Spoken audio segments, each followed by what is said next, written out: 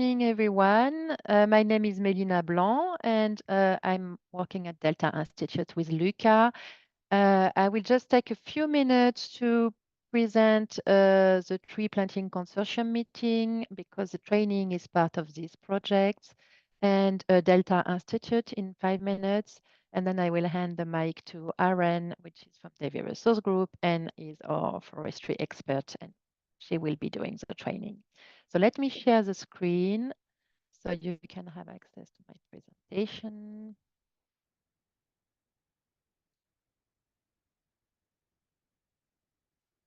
So as I said, this training is part of the tree planting consortium project, and this project is managed by Delta Institute.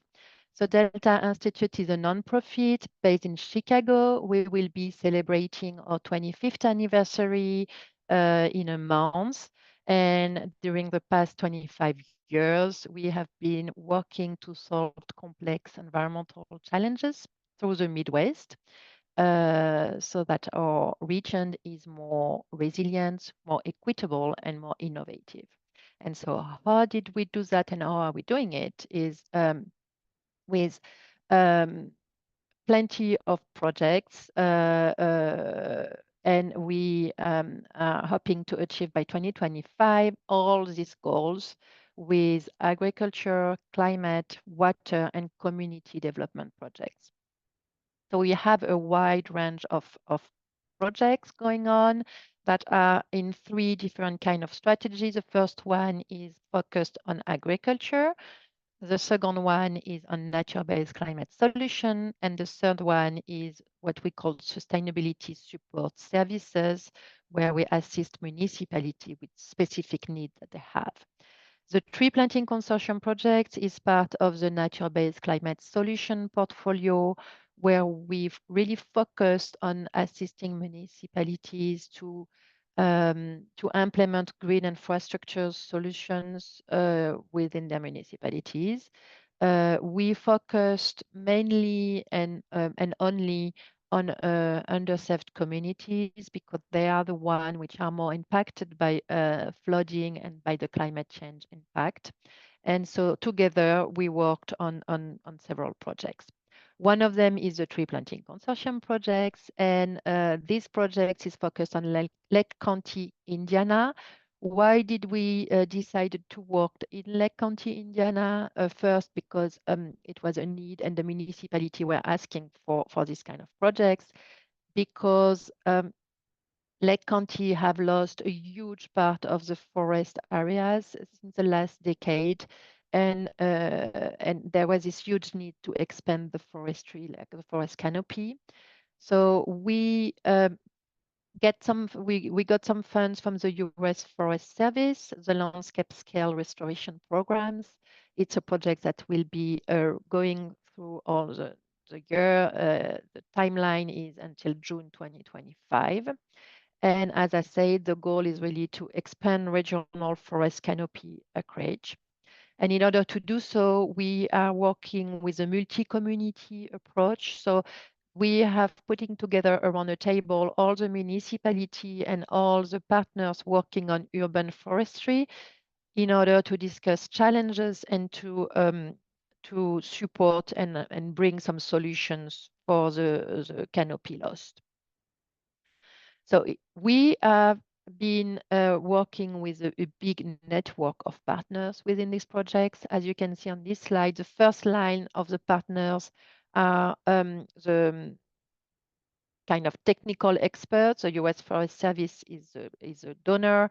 Davey Resource Group are our forestry experts. Student conservation associations are planting all the trees with us.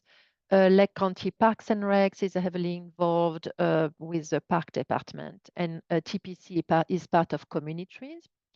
And then in the middle section of the slide, you can see all the municipalities that are partners with these projects. And at the bottom end of the slide is all the regional entities that are working with us. So what is it that we are doing exactly? We have been working on 5 different kind of activities. The first block of activities is really the consortium meetings. We meet every other month for 1 hour. We share updates about the projects, but we also share all the updates about urban forestry within Lake County, all the events that are going on and the grants opportunities. And then we also have discussions about the challenge, issue, and success that the municipality have on urban forestry. The second block of activities is related to datas, and we are updating all the datas on urban forestry through the Tree Keeper Canopy software in order to give the municipality a view of where um, the best area is to plant trees, are to plant the trees. We are also doing some plantings, which is a third activities. We have been buying many trees, planting them through demonstrations, planting site. We will start planting the trees at the beginning of May. And we try to promote planting from community and private entity. The fourth set of activity, and this training is part of this set of activity, is really to provide trainings in person or webinar to provide a best management practice toolkits and other documents that are willing to support the municipalities within their urban forestry work. And the last set of activity is really about promoting community educations through public event, workshop, or a survey or whatever is needed from the communities. So I will stop there, but if you have any question about the projects of Delta, don't hesitate to drop them on the chat or ask at the end of the webinar. And I will stop sharing my screen and give it to the mic to Aren for the training. Thank you.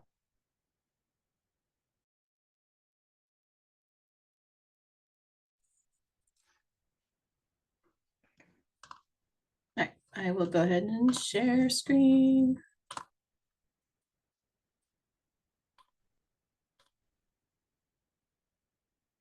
All right. Well, thank you everyone for coming in this morning. Hope you got your coffee or drink of choice for the morning. I certainly have my coffee here, and I'm pleased and that Delta has taken under this initiative, under this task to work with many partners in Lake County to improve urban tree canopy for the benefit of everyone who lives, works, plays within those communities. So I'm excited to, we've done a lot of planning, a lot of prep, and we've got things rolling, put to action to put some trees in the ground here soon. And I'm looking forward to working with multiple communities and organizations, partners that Delta has gathered to continue to put trees in the ground and plan for them. I am Aren Flint. I work with Davey Resource Group. I'm a team lead. We have an office in Indianapolis and an office in South Bend. Much of the in-field portions, planning portions and planting support portions are provided by our South Bend office with, again, with me as team lead, helping guide and communicate with all the various partners. So I'm a certified arborist, been with Davey for 19 years, graduated from Purdue as natural resource land management. So there's some background for me, and what my role is with Davey Resource Group is to provide tools, analysis, programs, understanding, work with communities, and to build their programs and make them better to where they want their communities want them to be. So I hope you enjoyed this training today. And again, I look forward to working with many of you here in the future. So to start that off, we're going to talk about tree planting and then thereafter the maintenance of those young trees. But before I get into that, I might be preaching to the choir for some of you, but those of you who aren't aware, for many years, the science of trees have really promoted tree benefits, and that's where I want to start. So in our urban areas, we understand that trees are very vital. They are nature-based community infrastructure solutions. They help manage stormwater, help sequester carbon, help improve our air quality, conserve energy, and even improve our psychological and our physical human health. And by doing all those things, it helps build our communities' economics and pride in our communities and connections as well. Trees, the benefits of trees, they are directly proportional to the amount of canopy within our communities, and that canopy and how it covers the land. How much impervious there are, how much other just green space there is, versus how much tree canopy there is. That helps urban foresters or just environmentalists understand how much potential the tree canopy is providing the community. So trees, they help mitigate heat, urban heat island, promote biodiversity, and then again, promote our mental well-being. So they're very, very essential for our communities. Many state and local governments and organizations, like you saw in the first few slides with Melina, there's many, many partners that are interested in providing trees to our communities. And in being able to do that, we have to understand what canopy is, where it is, and what potential those areas have for canopy. So you yourself, you may be interested in helping to start a project in your own community, or maybe just wanting to plant a tree in your own yard, however it is. Trees today are vital infrastructure. So whether they be in our yards or in our woodlands or in our neighborhoods, that is what comprises our urban forest. Actually, the two pictures there to the left, that's my backyard. And then the woodlands in the middle, that's the woodlands that I own at a farm. So, all those areas, however you manage them, whatever capability you have to manage them, it certainly is impacting our local communities. So both public and private land ownership, those have crucial roles into how we shape our urban forests and what benefits we are given those trees that are there. And even your backyard and your woodlands, your neighborhood contributes to your entire communities, your neighbors' health and well-being. So there are a few quotes that I'm going to show here real quick, but did you know that trees cool the cities by 20 to 45 degrees through shading our homes, our streets, breaking up urban heat islands, releasing the water vapors into the air from their leaves? Did you also know that trees can remove up to 60% of street level air pollution, including our what's carbon dioxide is there, what ozone is there, nitrogen dioxide, sulfuric dioxide, and even the small particulate matter that impacts our asthma folks, my son included, but absorbing them and trapping them on their leaves and barks and that sort of thing. Did you also know that trees improve public health by higher levels of canopy and how they're associated to lower asthma rates?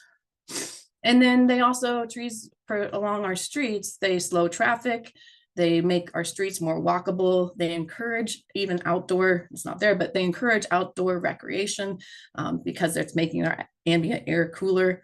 The traffic speeds are lower, driver stress is lower, therefore a reduction in road rage and aggressive driving. Now, over 20 years, research, our scientists have been trying to quantify and monetize what canopy does for our communities, and they've done so very successfully.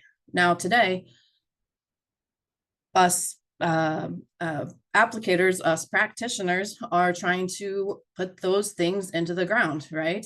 Put that study-based, science-based solutions into the ground. And so through various projects and studies and additional research, after we've been able to monetize and to understand and to put some of that information forward, we've also learned that tree canopy is not equal throughout our communities.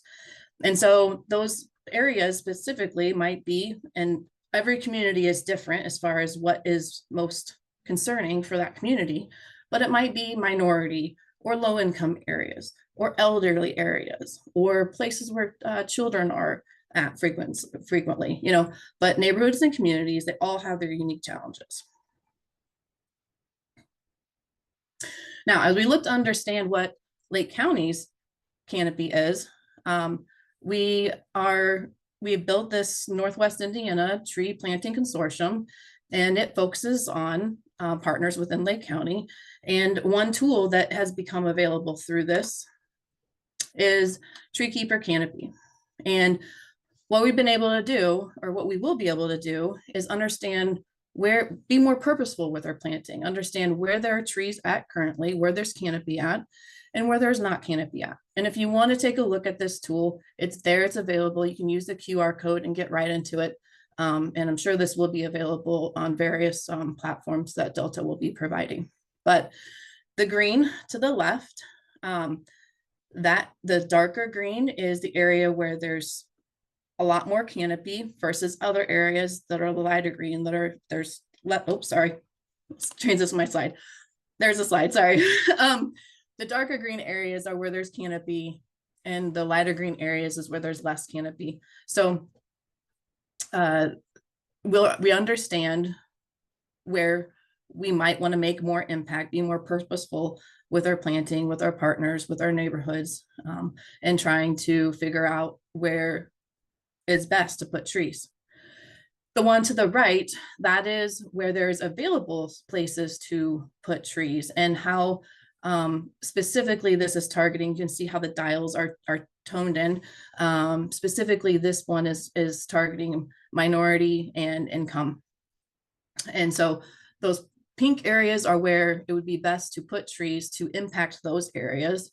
You can additionally dial this in to eliminate where there's canopy currently, so you can continue to dial this in however you want.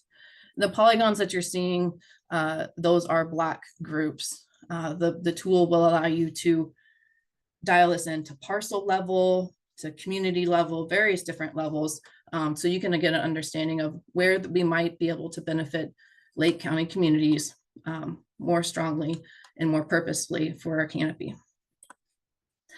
All right, so all the background information and things that we do need to consider as we start planting trees here with Consortium, or even further on beyond the Consortium, just putting trees in the ground. So we're going to do three things. We're going to look at what we want to do before we plant the tree, what we want to do while we're planting the tree, and what we want to do after planting the tree. One of the first things that we do when we consider planting a tree, first we need to figure out what property we're going to plant on. Sometimes it may be pretty easy, you know, your own personal yard, but sometimes it may not be, you know, from a more neighborhood or municipal perspective, or park perspective. You know, you got to figure out where is that need most. But once you get the property, you evaluate the property in various ways. And so one of the first things you might want to consider is amount of sun exposure. Some trees like full sun, some trees like part shade or shade, and some trees can handle them all. So you'll want to get an understanding of your property, maybe make a pencil map, or, you know, we got GIS today, if you're savvy in GIS, however you want, and get an understanding of various aspects. So sun exposure would be one. Soil conditions are another. So I'll start with saturated soils. You know, throughout the year, your ground might be more wet more often than other times. Particularly, you'll see here in my backyard, there's certainly a lot of rain that puddles and then goes away come summer. You'll want to consider how well the soil it drains. So if you get a puddle of water, how long does it take to go away, right? You'll want to consider pH. In the image that you see there to the left, the one on the left, the tree on the left is a red oak, and the tree on the right is a pin oak. Many soils in Indiana, not necessarily Lake County, but many soils in Indiana have an iron deficiency, a nutrient deficiency issue with pin oaks. And so the pH is often part of that culprit in there. And so you'll want to understand, you know, maybe take a look at the landscape, get a soil test. Soil tests are relatively cheap, going to various providers. I know Purdue University is one of them. You can even purchase a pH meter from Lowe's or any Home Depot or any sort of garden center. You also want to consider where you salt places in the winter, because salting can also have an issue for trees. And then the amount of soil volume that is there.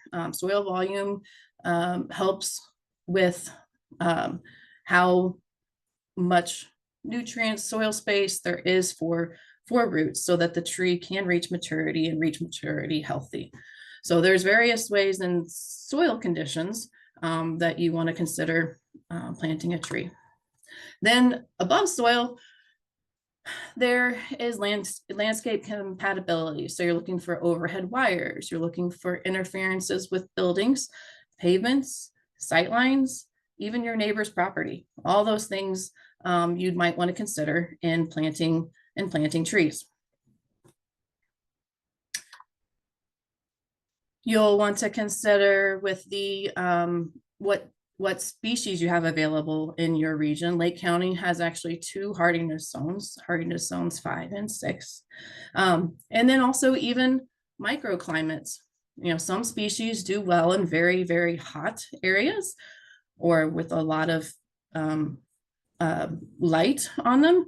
And then some species don't do well with that. I have a kind of a interesting scenario you'll see here when I go to the next slide of some trees that I put in my backyard. But there's certainly some microclimates related to the amount of additional light or heat that a tree might receive from reflective surfaces. All those things you'll want to consider as far as landscape. Then you might want to consider, or you should consider, the purpose or the function that you want from your tree. So landscape needs might be shade, water management, added additional privacy, windbreaks, definition of property,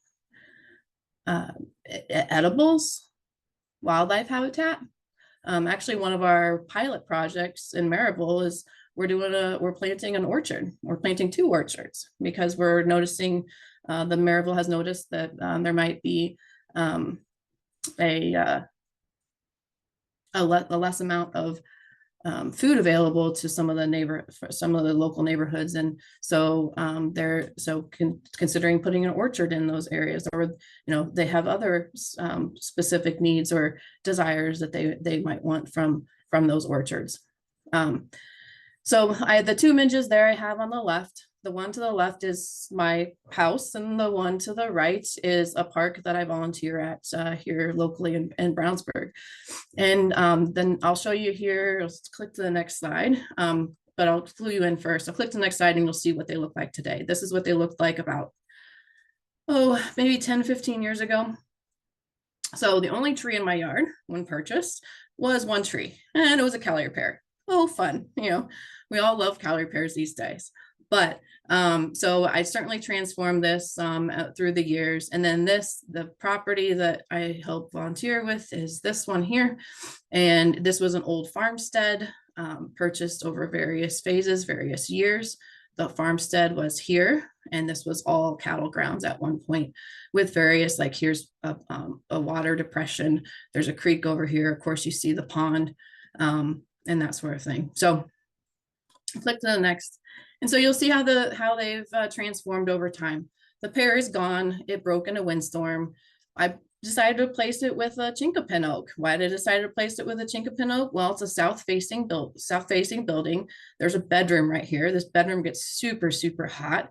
So I was like, chinkapin oak, great. Provide shade for this window, for this bedroom window here. Also providing shade for our cars because our cars got beat with heat. This is just a cookie cutter neighborhood type of place. And then I have bald cypress out here to the far left. Why did I have bald cypress? Well, I've got 3 properties, neighboring properties. So they're columnar species. They're not going to spread very much. Why did I put 3 there? Because I know how those species, how they intertwine when they're planted close together. Underneath it, I wanted shade. We put a hammock underneath it. And the other reason why we chose bald cypress is because there's a honeybee comb, there's a beehive, whatever, water facility there. And we have this block, every single block is the water drains there. And so all those things we considered about why we chose those species for those locations. Oh, I forgot one. The property up to the left corner, we could see into their living room, dining, and TV area. We didn't want to see that. So even in the winter, bald cypress, they're densely twigged, and we were able to provide additional privacy, even though that those are deciduous trees. The middle property here, they have a new playground. We have 3 trees what we planted along here. We chose them specifically for their species and to provide additional unique interest, texture to the playground throughout the year. There's a trail that goes all the way around the property. And so we chose different species, shade and understory species to provide new canopy along this trail. And then now there is also Frisbee golf course out through here. And so in the no-mow areas, we planted various trees. Specifically down here, we planted water trees, trees that like to have their feet wet, because this is where water puddles. And so different reasons why we planted trees. So you want to consider, do you like evergreen? Do you like deciduous? Do you want additional privacy? Because even some deciduous trees can provide you privacy. What form do you want the trees? You might want to consider the cultivars. Cultivars certainly play into what additional availability that you have if you like a particular species. At mature size, what do those trees get to? And then your seasonal traits through flowers, even bark, and even seed types, different winter aspects, or when there's no leaves or flowers on the trees, what might pique your interest most. So we have iTree tools. There's a tool that's available through iTree. iTree is a free software system that helps you analyze trees in various ways. It's been available for a very long time, but there's a tool called iTree Design, and it allows you to put trees in places that are there or not there. And so this might be something that helps you evaluate where you want to put trees and even advocate for trees. The biggest part of this program is that it helps you define how much function and how much value there is there if you want to preserve those trees that are there or add trees. It projects them now for a year and also into the future. So that might be a good communication piece if you're trying to build a larger project. All right. One of my last slides for what we want to consider prior to planting trees is consider your research about your site and select the species or cultivar choice to what is best for the location and the function that you want there. Number 2 would be planting the tree in spring or late fall. There's multiple reasons why you would want to do this. One is that the soils are warmer in the spring than the winter, and roots actually grow most often while over the course of fall and winter. You have milder temperatures in the spring and fall versus summer, and so you have less amount of stress. There's more moisture from the amount of rains that happen during the spring and fall.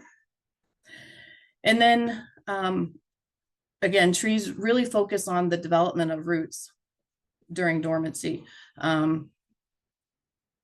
The fact that if you plant in the spring or the fall, you're giving those trees ample time to prepare themselves for the extreme weather that summer might bring. So in the long-term survival of the plant, we've determined that spring and late fall are the best times to plant your trees. When you go and you purchase a tree, consider all those reasons why you need to choose a tree of specific character, specific needs, but you need to understand that label. Labels, they give the information in various ways. So take, for example, what I pointed out there, the cold hardiness zone on the tag to the left. All it mentions is the what amount of cold that tree can survive with it, or that the tree can survive down to, right? But the Z on the right, it gives you the hardiness zones. The landscape, the mature size just directly above those areas, they provide that information in various terminology using tall versus height. So understand the tag, understand the species, do some research about your species before you go to the nursery to purchase that tree. And then 48 hours at least before you put the tree in the ground, you want to get a hold of 811. We want to keep everyone safe. We don't want any injuries or even deaths. And again, it's required by law. So before you put that shovel on the ground or larger equipment, please call 811 before you do plant that tree. The QR code is there for 811. Quality of tree. So you're at the nursery, right? You're trying to select the tree that you want to plant. So we want just an overall nice appearance, the appearance that you're wanting to see in that tree. We want the tree to be free of any signs of insect damage. If the tree has leaves on it, you want to look at those leaves. Do they look healthy? We want minimal death in the branches or the twigs. You can look at the branches and you can see where desiccation lines might be along the twigs to see how far back they might have died. Generally, you want a single well-developed leader, but there are some species out there that are multi-stemmed, such as river birch or serviceberry. You'll want reasonable trunk taper. Every tree has a taper, depending, some have more, some have less, depending on the species. But a taper is the trunk. It says certain size, smaller size up top, and it gets wider and wider and wider as it gets to the base. So that's just specifically trunk taper. Well-distributed vertical and horizontal branch spacing. Those are things to consider. And then also the health of the root system. Is the stem centered in that container or root ball? Is the stem within 4 inches of the soil? So, digging down in the soil, finding a root or a larger root, and seeing if it's within the top few inches of the soil. So certainly those are things that you're wanting to choose for a good quality tree while you're there at the nursery. Couple of things to consider. So the reason why you want a tree centered and within the top 4 is this would be an example of a bald burlap tree. If the tree is not centered, you're going to have less roots on one side versus the other side. If the tree's let further down than 4 inches of the root ball, you're going to have less roots that were captured from the field within the height of the root ball. The one to the right is a container. Very similarly, if you can't find a large root within the top few inches of the soil, you're likely to have to deal with a lot more circling roots, and we'll get into lots of terminology here in a minute, but a lot more circling roots. You also want to consider, can you see the how much root matting might be there at the nursery? Sometimes you're available to do that, sometimes you're not. But again, the health of the root system is very important when purchasing a tree. So here's some terminology. we've got a trunk flare. You have the trunk, and then the place where there is a very drastic difference in the trunk diameter, that's where the flare is.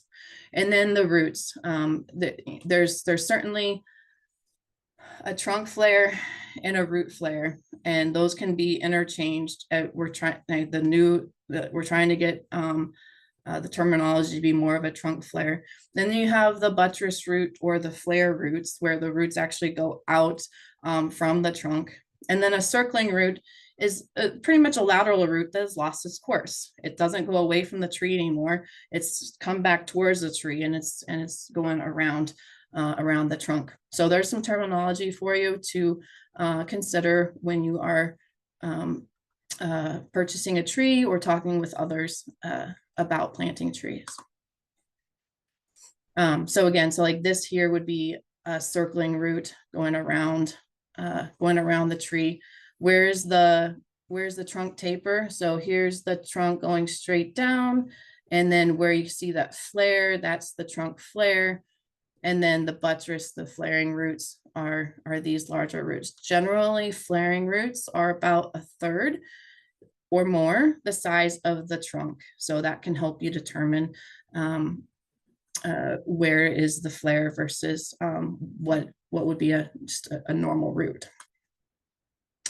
Now, when you're at the nursery, there's likely different rooting packaging that is available to you. So sometimes it depends on just what your nursery has available, but sometimes it depends on what type of project that you're doing, or what type of appeal you want on that property. Generally, bare roots, even though the practice is going to larger and larger, but generally bare roots in a nursery, not wholesale, at wholesale you can purchase them bare root, and most of the time those are the smaller size trees, but we are starting to see programs that are able to provide bare roots of a larger stem diameter. So they are available larger, but most of the times you're going to see bare roots of a smaller stature. Containerized are typically your black pot, slick pot size, but there is technology out there today that they are fabric as well. So if they're fabric or black pot, we're calling them containered. And then balled and burlapped, those are the ones that you see with the brown burlap, the brown material with the wire caging. So bare roots, the bare root trees are grown in the field and they're harvested with no soil. So most of the time those bare roots have, all the time those bare roots have almost all the root system intact from the nursery.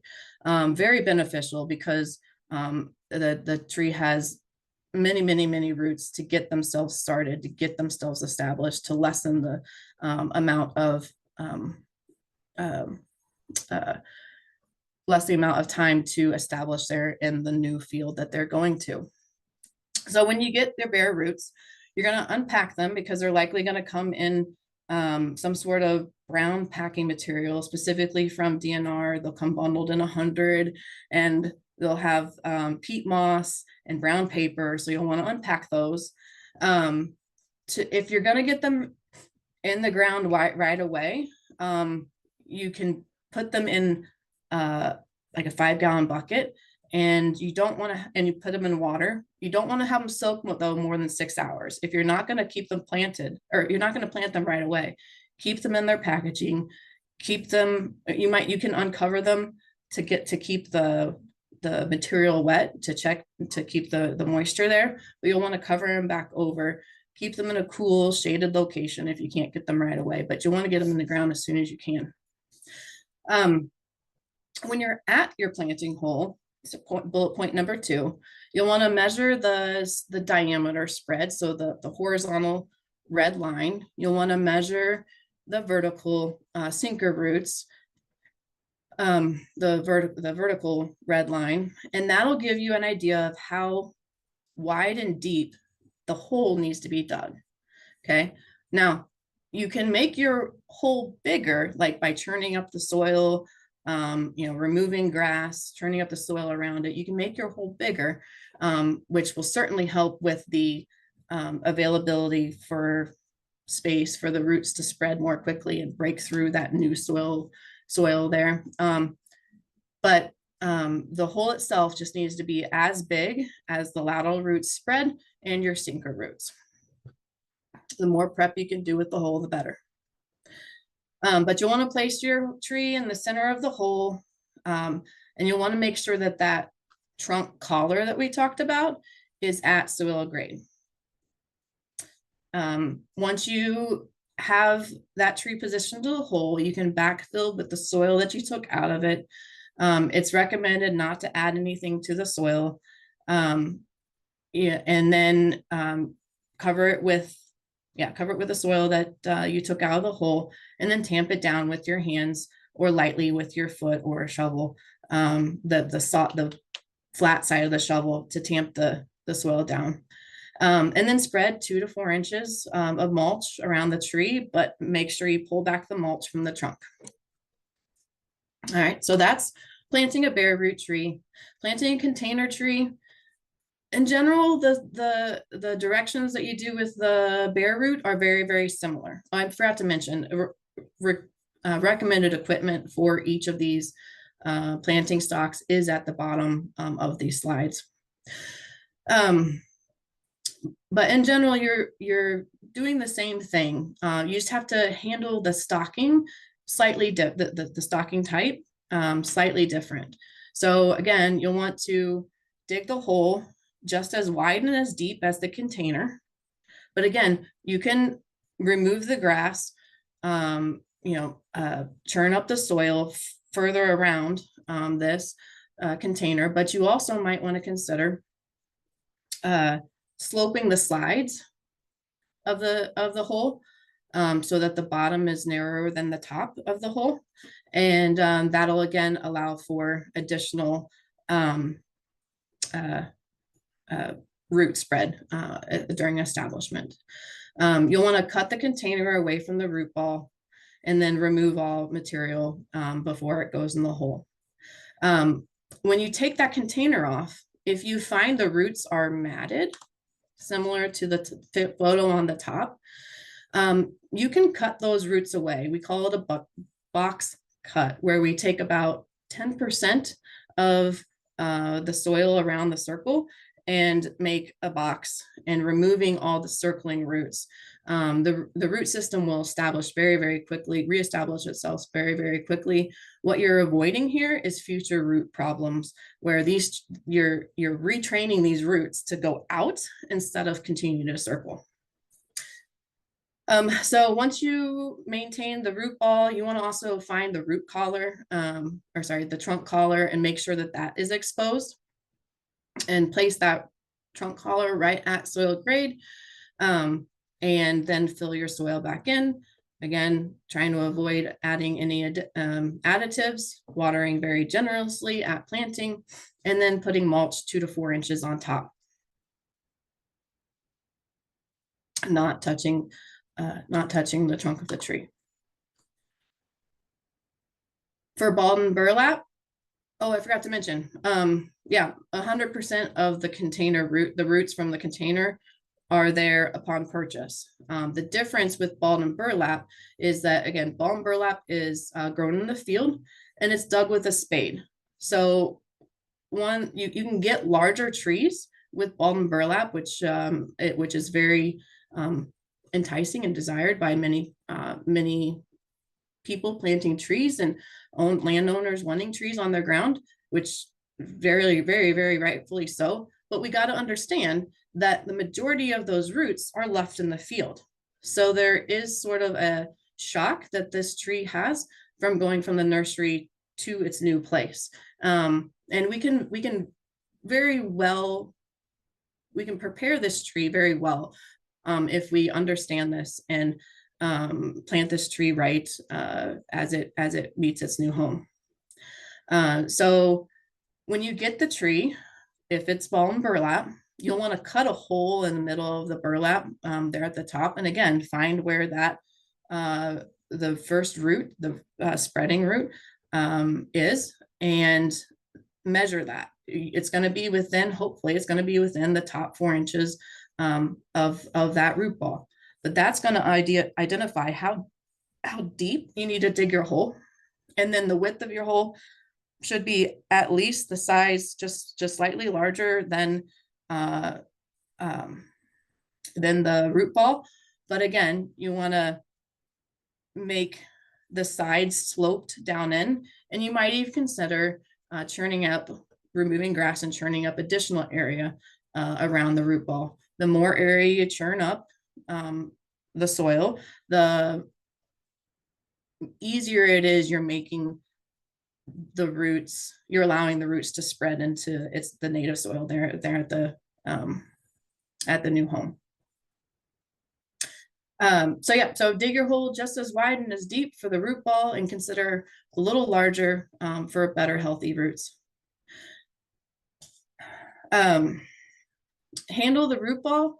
These root balls are very, very heavy, which is why when we do volunteer projects, or some organizations don't have the equipment to handle these large trees, which is why containers and bare roots are a need in our planting world. But when we handle these larger balled trees, we don't want to handle them by the trunk. We want to try to handle them by the root ball as much as possible, because if you start handling the tree by the trunk, you're likely to break those roots that are already lesser than what they were in the field, and we don't want to damage those roots that are still there more than what we understand might have already happened. So you'll want to dig your hole to the proper width and depth, and then place the tree in the hole. Remove at least 2/3, at least a third of the top of the wire basket. There are some ways that you can actually remove the entire wire basket, but then you also want to remove as much burlap as possible, which is also an advantage of making that hole wider and sloped, so that you can have the ability to remove more soil, or not more soil, sorry, more burlap and wire basket.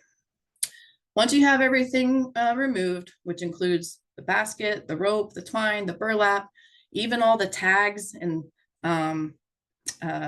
other plastic wraps that might be on the tree, once you have all those things removed, fill the hole.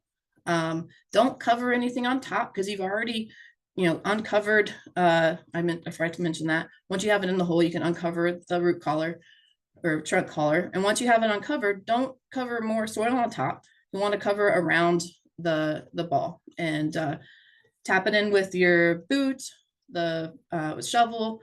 Adding water around the sides can help with what you're trying to do is lessen the settling of soil, but then also lessen the amount of air gaps that might be there. So adding water helps move that soil around as well. Again, avoid additives while planting, and then water very generously once it's in the ground, spreading 2 to 4 inches of mulch on top, and then pulling the mulch back from the trunk so that the mulch doesn't touch the trunk. All right, so caring for your newly installed tree once the tree is in the ground. Again, that hole is very, very important.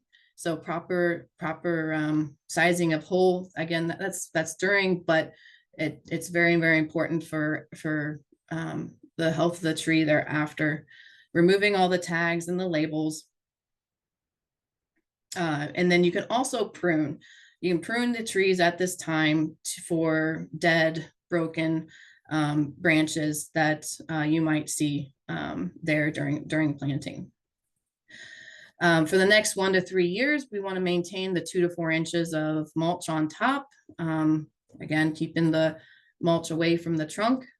And even for the next 1 to 3 years, we want to water, make sure that the moisture level of the soil is moist. Trees do like to have varying dry and wet conditions, so we don't want to waterlog the tree.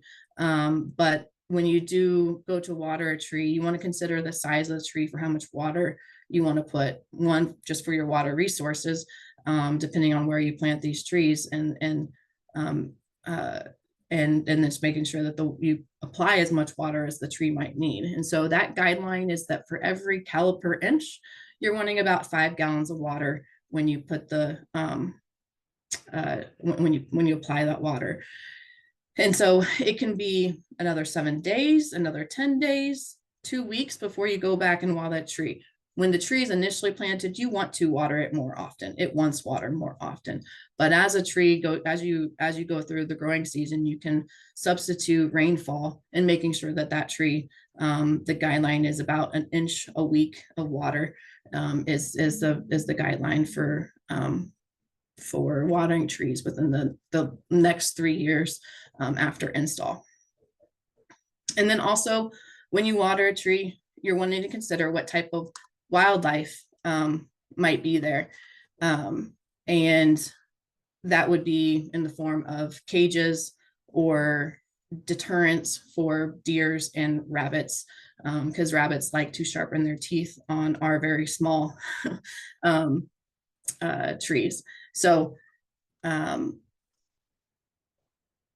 then there is, so after we install the tree, or sorry, during install and even after the install, we want to consider what type of staking, or if staking is even needed.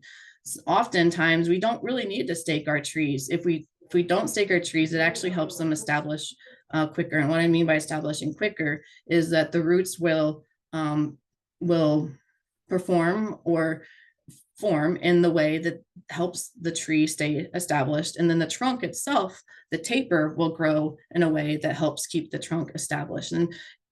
And adding the staking sometimes disallows for that to happen. So there's multiple ways to stake a tree, depending on what's happening with the tree or the site. Sometimes if you're in an urban area where there's potential for vandalism, even if the tree doesn't need it, or you think the tree doesn't need it, you might want to install just for the sake of vandalism and someone pulling that tree out. Windy areas is the time that you might want to install staking, and then just upon install, if that tree is moving too much in that hole, you might want to consider installing staking. The staking to the right is actually kind of interesting because, if you don't want the wires or the stakes, if you don't want to see that visible, you can actually put dowels and 2-inch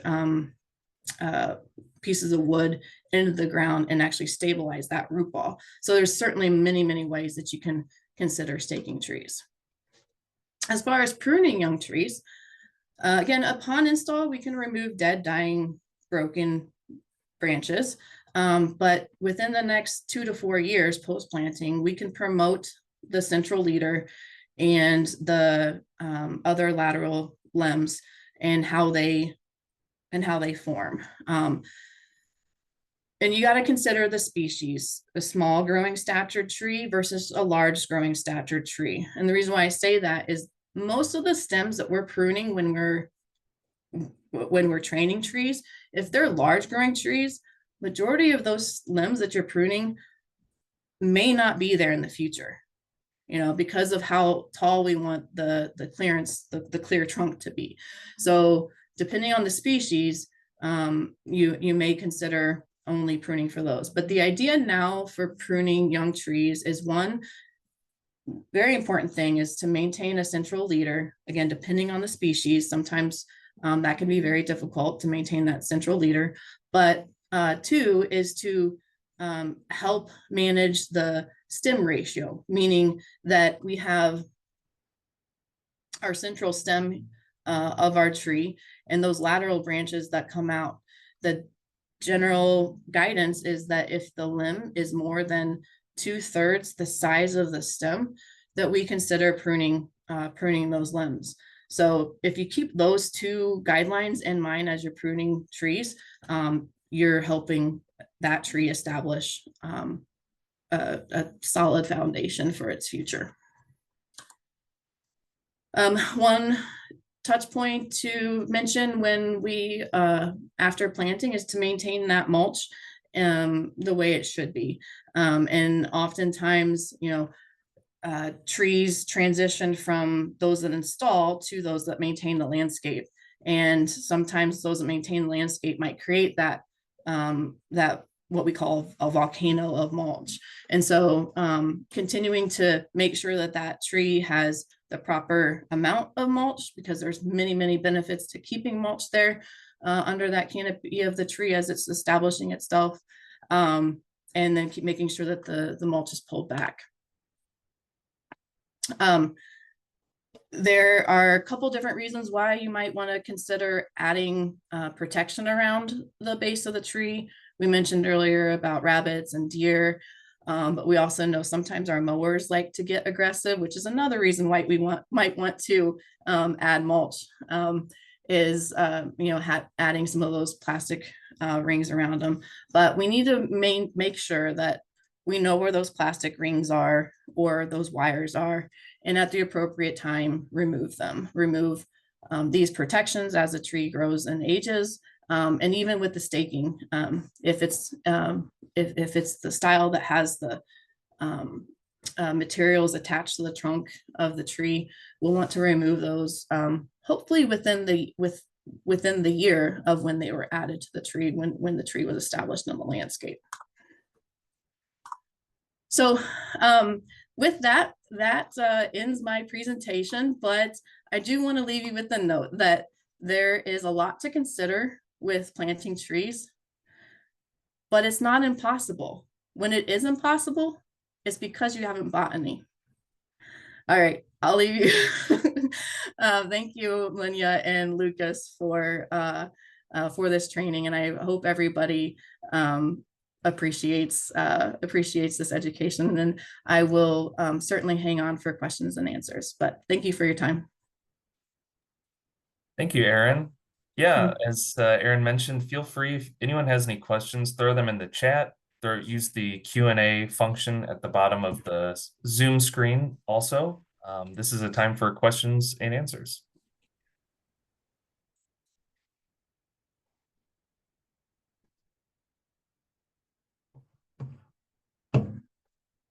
Aren, I guess I had a question. I was curious, is there guidance around how long, or is there like a rule of thumb around when the protective covering around a young tree, around the trunk, when should that, maybe you mentioned this and I missed it, when do you recommend that being removed? Is there guidance around that? It depends on what you're managing for. Okay, so if you're managing for rabbits, I think it's like a half an inch is what they can cut down with. So until your small seedling is more than a half an inch trunk, I would consider managing it for rabbits. For deer, I would probably consider until it's more than 4 or 5 inches diameter, keep that deer protection, whatever you installed on that tree. You might need to expand it over time as it's installed. But if you're protecting for deer, it's those surfaces that male deers love for rubbing that velvet off of their antlers.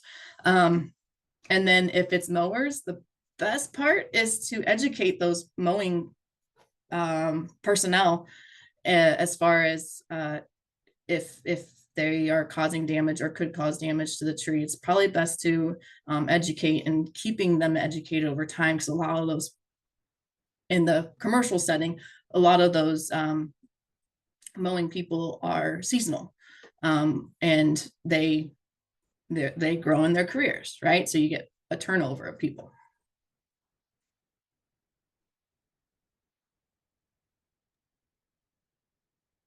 Are there any questions from anyone in attendance here?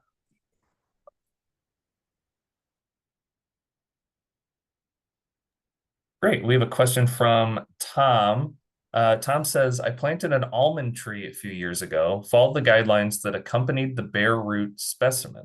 Now the tree has grown to lean to one side. I thought staking it would help, but the main trunk is established. Should I leave it as it is and let nature take its course? Okay. It's best to be able to see the tree to really give you a strong recommendation. But there's a couple of things that I can consider. One is the tree have the light that it's wanting? So, and I think you said an almond tree, right? So I'm assuming it's a fruit tree, and it generally fruit trees want full sun. So is there any way that that tree is shaded, causing that tree to lean? Is it the canopy that's leaning, or is it the trunk that's leaning also? So those are two things that I'd have to consider. Either way, if it's within the first 6 months of install, sometimes you can recorrect that ball and you can recorrect the tree. But if it's not within the first 6 months of install, then it's likely those roots have already established and you can't reshift the tree. So if you can't do that, you got to give it a little TLC. So that training pruning, reducing leaders on the one side that's leading and trying to create that central leader or create that form of the branching that you're wanting over time. So really letting the tree take its course, because depending on how tall this tree gets and what the targets in and around it, it might be okay for the tree to have a lean. It's just that you need to kind of help that tree stay established and not have a overbearing canopy to one side where it will continue to fall. But trees will react to the conditions that they're in.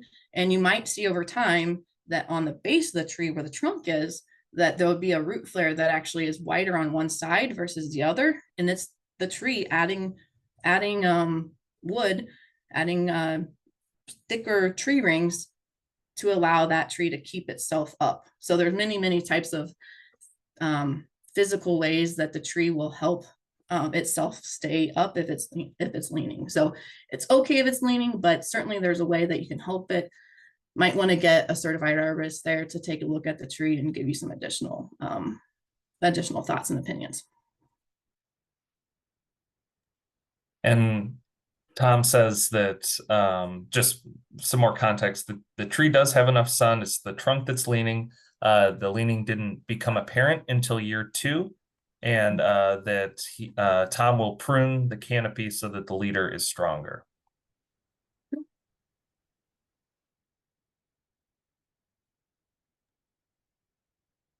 Okay, well, we have time for more questions if anyone has anything for Aren.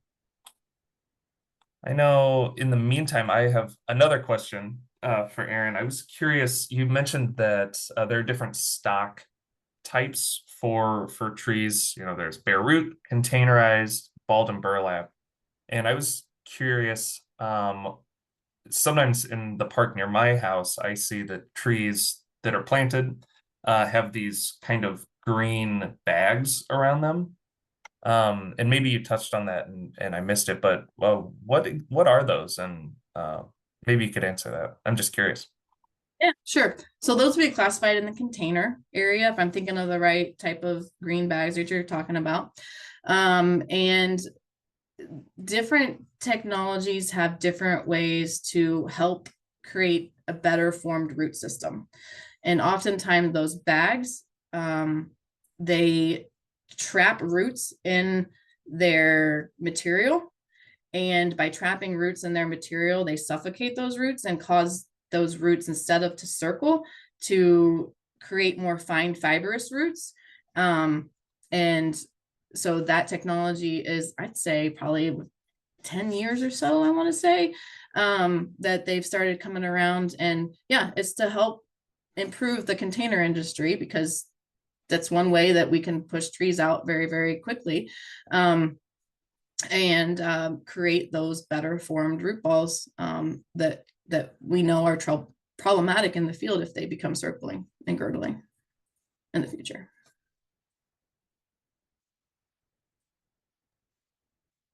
I will have a questions to you, Aaron. Do we have some specific disease that we should be aware of in Lake County? We had these huge ash issues, but do we have specific bugs, mushrooms, or whatever that could affect our trees, and what would be the best way to fight that? Sure, sure. Knowing your landscape is one way. You know, if you know you have oak wilt in your area, and you have a heavy prevalence of oak, then you might want to select either a different oak that's more resistant, or a different species. There is what's I'm gonna get this one disease wrong, but it's in the it's affecting American beech. I think it's beech leaf disease, where birds are moving around I think it's a nematode, and that's how it's moving. And so American beech, even though it's not very prevalent in a lot of places, but if you're planting an American beech where there's a lot of beech and maybe in a local forest understory or some sort of thing, you might want to consider not planting a beech. Actually, one of our demo projects, we were considering planting a beech, and we decided to go away from that. And then what else? You know, you got emerald ash borer. So not planting ash trees. As far as Dutch elm disease, there's a lot of varying types of elms out there that are produced to be resistant from elms, even though that some of them have their own little quirks that you got to work with as far as leaf issues, or formation issues, but every tree has its own thing. So as far as those are ones I can think of off the top of my head, but good question.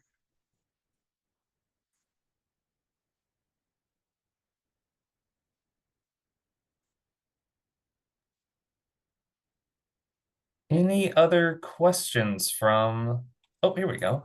See one. Okay, Luke asks, I had a project where we planted several ball and burlap trees in the understory of an established forest with large oaks and elms and other trees. We had issues with tree survival, likely due to being shaded out. Do you have any recommendations for planting trees in this environment to help survival? Catalpas did fine, but swamp white oaks, London plane trees, hackberries, those types of trees struggled. Certainly. Again, it's one of those things I have to look at the site and understand what's the overstory, understand, you know, what the soil conditions are, understand how much light is going through that woodland to reach the bottom forest floor. Oftentimes though, on projects that I've been involved with forest reforestation, we've been going with smaller trees. One, because of water resources and getting those trees watered, because the smaller the trees are, the less water they often need, right? Because the whole caliper size, if it's a 2-inch caliper tree, it needs 10 gallons of water, versus if it's, you know, a sapling size tree, five gallons less, you know. So oftentimes that's kind of where, without looking, that's where I would make a decision for you, is the size of the trees. But, you know, the difference in the size of the trees, I can see that argument too in the fact of wildlife. How long do I have to protect these trees from wildlife too? So I could see that argument there. So there's certainly a lot of things to consider as far as resources available to you to maintain those trees. Great. Richard asks, should we worry about cicada tree damage? Okay. So every county has their local entomologist available from the DNR. I suggest getting a hold of them and finding out what year are broods going to be out most heavily, right? During those years, I wouldn't stop planting trees. I would just plant the larger size trees, because cicadas, what they'll damage is pencil diameter twigs and smaller. they'll cut the underside of the twig, lay their eggs there, which destroys that cambium layer that nutrients get out to that twig. And in smaller size stalk, you have less of those twigs. And so if the cicada hits every single one of those twigs, it's more likely your tree will die. If your tree doesn't die, it will recover. It's just that you'll see maybe a twig die here, a twig die there. If it's a very heavily prevalent year of cicadas, every year has cicadas. It's just how heavy prevalence of cicadas there are. And so during those more heavier years, I would suggest planting the larger stock and just knowing that I'm gonna have to give TLC to these trees. I'm gonna have to make sure the best survival of these trees, planting them in the right time, giving them best water. If they are smaller trees, depending on the amount of trees that are out there, you might want to cover them with what's that cloth called? There's a cloth. I can't remember what the cloth is called, but there's a cloth that allows light to penetrate. You might want to cover the canopy with that cloth too, reminding yourself that the cicadas and how they approach the tree, whether they approach it from the bottom or they approach it from the top.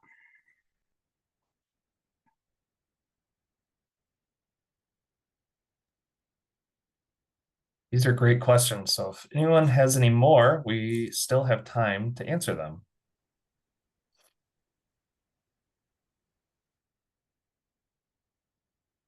Well, I just want to say again, thank you, Delta, for putting this training on. I hope we make much traction with this video and all the partners that are out there. And all the partners that are out there, thank you for the interest in your local community. I had one question that I had also written down for you, Aren, was that you had mentioned that some municipalities are interested in planting fruit trees for kind of like community orchards, that type of thing. In the Lake County or Northwest Indiana, those zones you had mentioned apples. Are there other fruit trees that you would recommend that people look into if they're interested in planting for community? Yeah, certainly. So there's a variety of plum that's out there that we could experience with, explore. A variety of peaches that we could, or maybe a peach that we could explore, and I got to go to a native. I'm sure that there's problems. I'm sure some people are gonna not like this, but pawpaw, right? Like there's certainly some growing things that we need to consider there too. But I think it's an exploratory area in regards to these community orchards. And maybe it's not the way that our current orchards do it. And but we got to start somewhere. So I think apples are very common. There's a lot of variety that's available, different cultivars of those varieties, and I think that's the easiest one to start with. So but I certainly encourage exploring. Great, thank you. Well, if we don't have any other questions, we can end the webinar, the training early here. And again, to everyone in attendance, this webinar, this training will be or is being recorded. So feel free to reference that once it's posted online. Otherwise, feel free, or we encourage you to reach out to Aren and the professionals at Davey Resource Group. You can also contact Maylena or myself at Delta Institute if you're curious about the Northwest Indiana Tree Planting Consortium.